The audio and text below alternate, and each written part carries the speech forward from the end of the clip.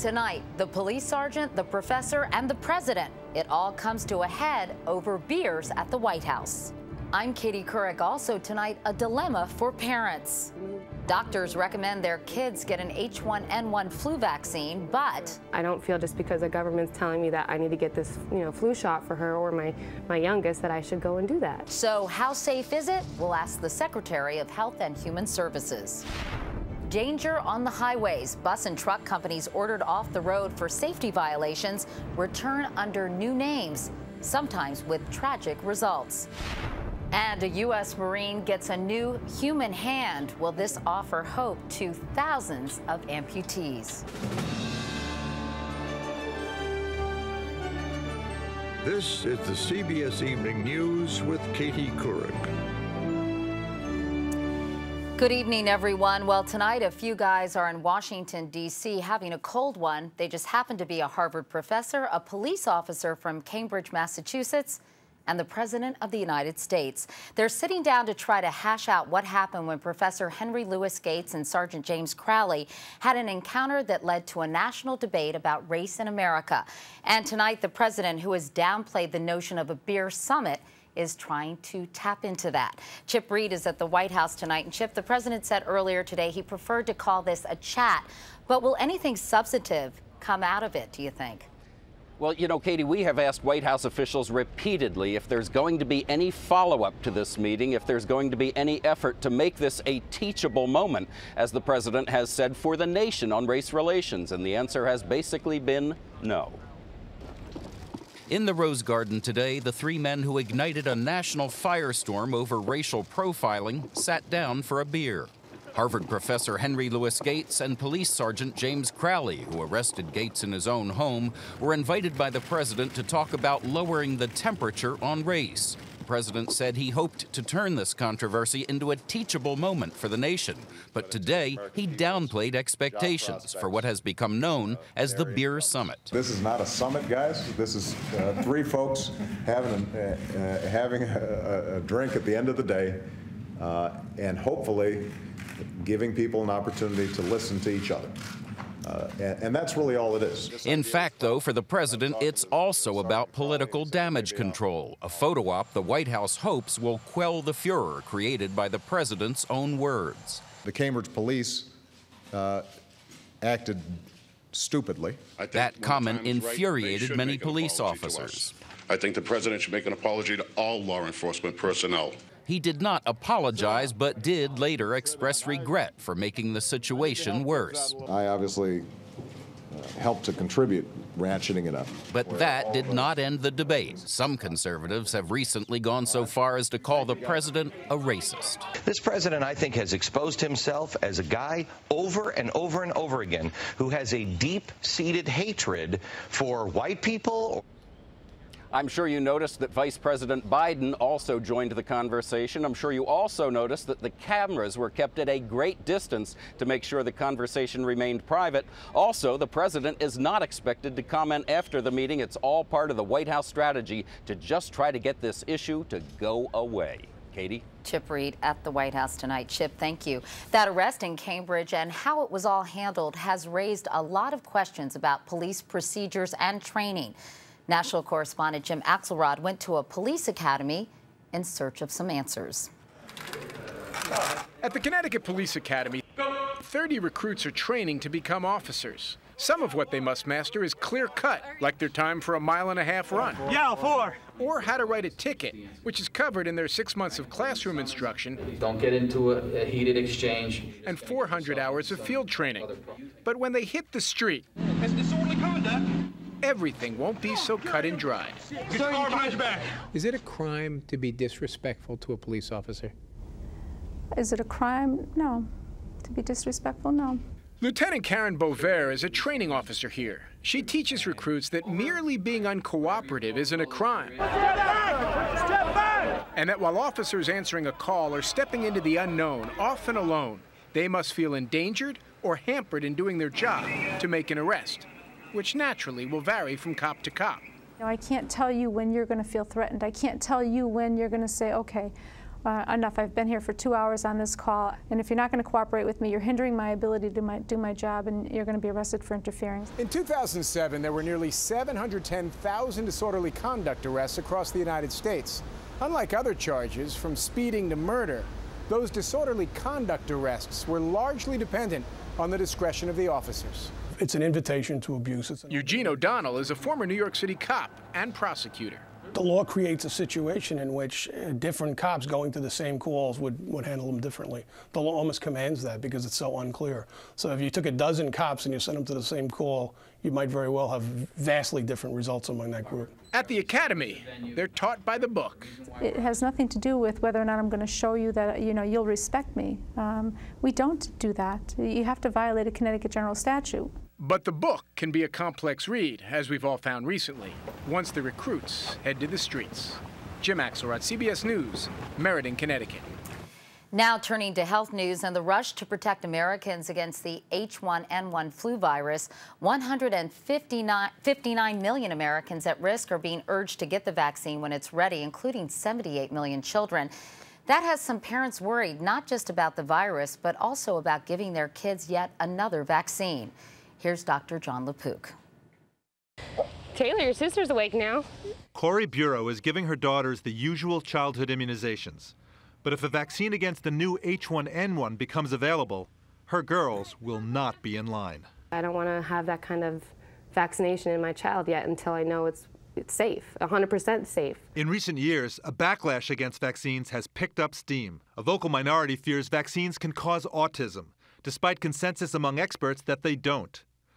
Also on the web, warnings that the new H1N1 vaccine could be rushed to market without enough proof it's safe. Are parents going to be given complete, truthful information about swine flu vaccine risks and the right to say yes or no before their children are lined up and vaccinated in the school setting? The concerns include possibly using chemical additives or adjuvants to boost the effectiveness of the vaccine. They have never been used in flu vaccines in the U.S., but have safely been used in others, such as tetanus.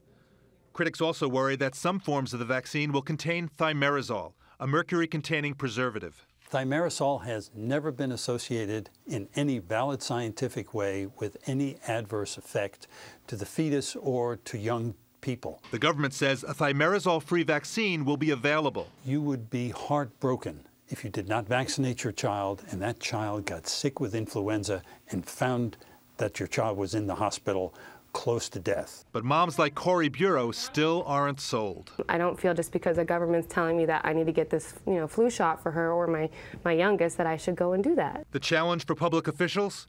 Convincing the public to heed their advice instead of a mother's intuition. Dr. John LaPook, CBS News, New York. Thank you. How many adults and children will be tested before the vaccine is available to the general population? I don't know the exact numbers, but there will be testing on adults, testing on children, and testing on pregnant women to make sure that, again, we have a safe vaccine. Now, Katie, this is a vaccine that is going to be very similar to seasonal flu vaccine, and we know that millions of children, millions of adults, pregnant women take seasonal flu vaccine year in and year out. The strain is a little bit different, but our scientists have determined that this virus is reacting very much like seasonal flu. Will adjuvants or additives be used in some batches of this vaccine to make it more potent? At this point, that is not anticipated. Now, if things change, if we don't find the immunities boosted enough by the dosage, if we somehow have a mutation of the vaccine, it's possible that adjuvants will be used to both boost the reaction, the body's reaction to the vaccine, and also to stretch the vaccine further. But right now, it's not anticipated that we will be using adjuvant in this seasonal flu vaccine. Will you be recommending that Tamiflu be used prophylactically or preventatively to keep the flu from spreading? All the doctors I've talked to, Katie, say that that is not a wise use of these antivirals. The good news is the antivirals seem to be effective against this strain of H1N1 virus.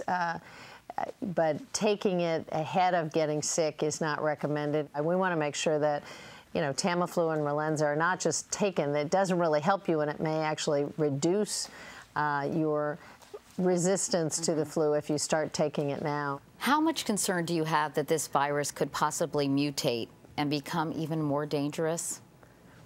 Well, right now, as you know, Katie, in the Southern Hemisphere, they are in the middle of seasonal flu and H1N1 virus. So we have teams on the ground in South America and Central America, in Australia, watching very carefully. And so far, there is not a mutation of the virus. And if it changes, the whole protocol for what vaccine will be effective changes with it.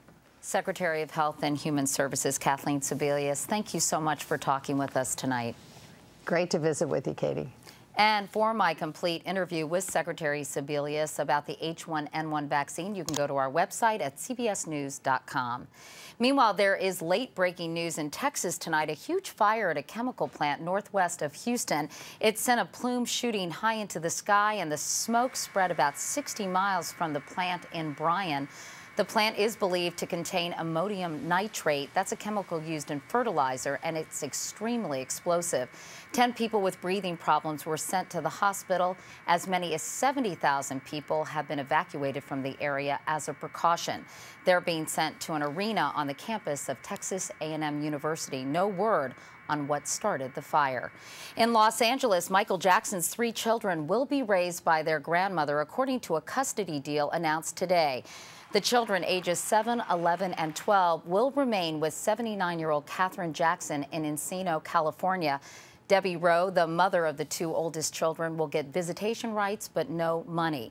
Also today, search warrants used to raid the Las Vegas home and office of Jackson's doctor this week reveal 19 aliases may have been used to obtain prescription drugs for the pop star. Among the names, that of Jackson's 12-year-old son, Prince Michael. Coming up next here on the CBS Evening News, a highway hazard that can turn deadly.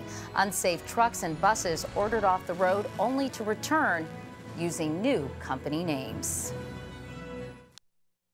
And now to a highway danger you may not be aware of. A government report spelled it out today. Hundreds of bus and truck companies that were ordered off the road for safety violations are still operating. As Don Teague reports, they're using the same vehicles. All that's been changed is their names. They're among the most horrific accidents on America's highways. Crashes involving chartered buses. This one killed 17 people last year near Sherman, Texas. We've got people crushed underneath the bus. The bus is smoking. Investigators determined this bus company violated federal laws by using retreaded front tires and was operating after their license was taken away. It was among some 220 bus companies ordered shut down in 2007 and 2008 for safety violations, but the GAO has now found at least 20 of the companies are operating again illegally under different names. They found even more rogue trucking companies with more than 1,000 possible reincarnations. It's very easy to reincarnate. It's kind of like going to the mall and getting a new set of clothes. You put the clothes on, you look a little different, but you're really the same person. Greg Coots says unsafe operators still roll along America's roadways because there aren't enough investigators to catch them all or penalties tough enough to stop them. So how dangerous are rogue operators? Well, the American Bus Association says 50% of fatal bus accidents involve operators who should have never been on the road in the first place. All of which makes things more difficult for responsible operators like Bill Austin, in business for 17 years. For those of us that spend the money to do it right, yes, it hurts from the perspective that the impression of the general public is tarnished. Austin says he welcomes congressional efforts to strengthen oversight of charter bus companies, anything that keeps unsafe operators off the roads. Don Teague, CBS News, Dallas.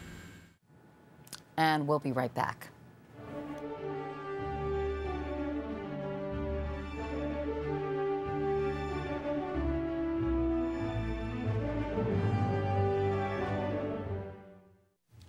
In Iran today, the worst violence in weeks as the police used clubs and tear gas against thousands of anti-government protesters.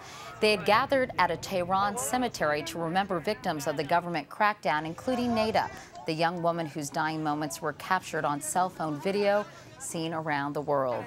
The protesters insist Iran's presidential election was rigged. In this country, a federal judge today ordered the release of one of the youngest detainees at Guantanamo Bay. Mohammed Jawad may have been just 12 years old in 2002 when he was arrested for throwing a hand grenade at U.S. soldiers in Afghanistan. So what becomes of a detainee when he's sent home? Our national security correspondent David Martin has this exclusive report. Nearly 1 out of every 5 prisoners released from Guantanamo has gone back to terrorism. The latest figures, compiled by the Defense Intelligence Agency, show 18% of 550 prisoners sent home or to another country are confirmed or suspected of what the Pentagon calls terrorist activities. That works out to nearly 100 former detainees back in the fight. The so-called recidivism rate has increased dramatically in the past 2 years, which suggests the longer you're held at Guantanamo, the more likely you are to return to terrorism. Lawyers who represent Guantanamo inmates claim the prison itself, indefinite detention without being convicted of any crime, drives them to terrorism. But CBS consultant and former Bush administration official Juan Zarate says the ones being released now are more likely to be genuine terrorists. You've had individuals who are released who are harder core, more tied to the terrorist networks, and more ideologically committed. Some have shown up in al-Qaeda videos, and at least one has carried out a suicide bombing. Others are back in Afghanistan fighting Americans. The number 3 Taliban commander in southern Afghanistan, where 4,000 Marines are currently fighting, was once a prisoner at Guantanamo, as was the man who is now chief of the Taliban's military committee. The U.S. government has to take calculated risks and to a certain extent rely on the good faith and efforts of other governments. And sometimes that calculus just doesn't work out. Defense officials expect the number of former inmates who return to terrorism to go even higher before Guantanamo is closed. David Martin, CBS News, the Pentagon. In sports, the New York Times is reporting tonight that 2 sluggers who helped the Red Sox win a pair of World Series tested positive for performance-enhancing drugs back in 2003. Manny Ramirez and David Ortiz. This is the first time Ortiz has been linked to drugs. Ramirez, who now plays for the Dodgers, was suspended for 50 games earlier this year for violating baseball's drug policy. And coming up next, a breakthrough hand transplant and a Marine with a firm grasp on bravery. Finally tonight, the U.S. Marines are hailed as the first to fight, and one Iraq War veteran is certainly living up to that here on the home front. He volunteered for an experimental hand transplant, and his day-to-day fight could end up improving the lives of hundreds of wounded warriors. Here's Wyatt Andrews. Last March, former Marine Corporal Josh Maloney became the first Iraq War veteran and only the 6th American to receive a human hand transplanted from an organ donor. He wanted to touch. He wanted to be able to feel again. 4 months later, his hand is starting to work. I can already feel a lot of things. I can feel hot and cold. Josh served 2 tours in Iraq, but came home and lost his hand in a training accident. He tried prosthetics, but like 40% of the military's hand amputees, Josh found prosthetics too bulky and unreliable to use, but embarrassing to go without. Just to walk around outside and be missing a hand, and it was extremely obvious. Josh is part of an experiment in which the military is trying to learn if replacing the hands of injured soldiers and Marines might itself someday replace the use of prosthetics. The operation at the University of Pittsburgh was difficult. 11 hours to connect new bones, muscles, nerves, and skin. His occupational therapy is harder still. 6 hours a day of merciless pain. It feels like 1,000 needles. It's very painful. But the real experiment is how doctors are preventing Josh's body from rejecting the new hand. During the operation, surgeons also transplanted bone marrow from the donor, hoping to teach his immune system to accept the hand. Here's why that's crucial. I can tie my shoes, I can dress myself, Every other hand transplant recipient, including the first, Matt Scott, a paramedic instructor, has to take 2 or 3 anti-rejection drugs every day. But the drugs so suppress his immune system, he lives with a higher risk of fatal infection. If somebody in a room has a fever with something like that, I should stay away from them. The drugs themselves have bad side effects. But Josh, thanks to the donor's bone marrow, takes only 1 anti-rejection drug so far. According to Colonel Bob Bondre, who oversees the experiment for the Pentagon, this could be the breakthrough that makes hand transplants possible for more veterans. That's the only barrier, is the rejection. If we can solve that, which it appears we can, then why not? Josh now sees a day when he can touch, play baseball, or hold a child. What do you see in this different future? The same future I saw before I got hurt. I don't feel broken anymore. And now, as every nerve and muscle comes alive in the hand of Josh Maloney, so does the hope for a new way to treat amputees. Wyatt Andrews, CBS News, Pittsburgh. That's amazing. Good luck, Josh.